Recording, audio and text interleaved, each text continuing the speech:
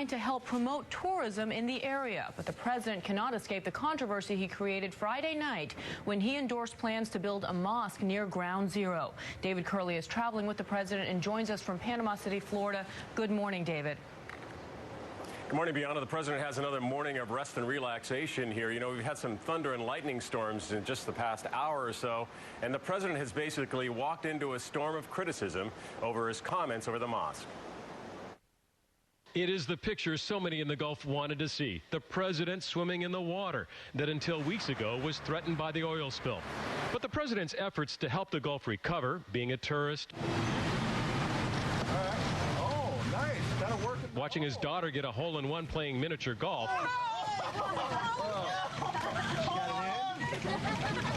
are being overshadowed by his decision to jump into the debate about a prayer center near Ground Zero. Friday night, he said Muslims have a right to build there. Saturday, a clarification. I was not commenting, and I will not comment on the wisdom of making a decision to put a mosque there. I was commenting very specifically on the right that people have that dates back to our founding. That's what our country's about. Many thought that sounded like the president was backing down. The White House quickly issued a statement denying that, saying the president is not backing off in any way. It is not his role, they said, quote, to pass judgment on every local project. It is the local economy and the environment of the Gulf that the president wanted to focus on. And that's why I made a commitment in my visits here that I was going to stand with you, not just until the well was closed, not just until the oil was cleaned up, but until you have fully recovered from the damage that's been done. We also want to keep our focus here. Meeting with business and political leaders here, the president promised that even with the well capped, he will stay on top of the cleanup and make sure BP does what it's promised. And he gave his best tourism pitch. To Americans all across the country, come on down and visit. But that message may get lost now that the president is fully engaged. Both feet into this debate about whether or not a mosque or prayer center should be built near Ground Zero, expected to dominate the political debate today and the days to come. Bianna? All right, David, thank you. Well, that debate surrounding the mosque was heated even before the president weighed in. But his remarks Friday night set off a firestorm here in New York and throughout the country. As a citizen and as president, I believe that Muslims have the right to practice their religion as everyone else in this country. And joining me now, Representative Peter King, a Republican from New York who has been a very vocal critic of the planned mosque. And he's joining us now from West Babylon, New York. Thank you so much for joining us this morning, Representative King.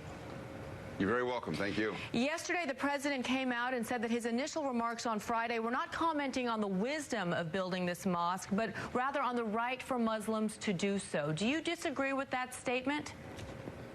Well, first of all, I think everyone agrees that Muslims have an absolute right of religion to practice their religion. But the fact is, just because you have a right doesn't mean that you have the right to, or you should exercise that right anywhere. The fact is, with rights go responsibilities. And the responsibility here is on the Muslim community, the Muslim leadership, to reach out to the local people in New York, those who suffered so much, and realize the suffering they're going through, and move their mosque to another location.